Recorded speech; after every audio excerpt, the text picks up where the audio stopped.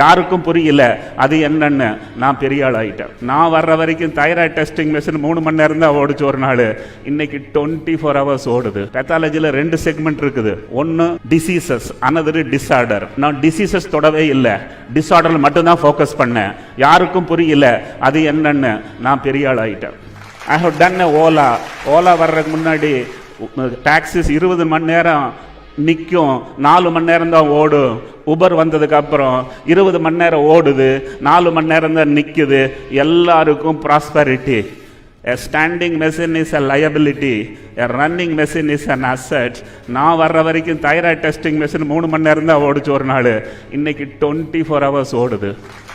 I have done an Amazon.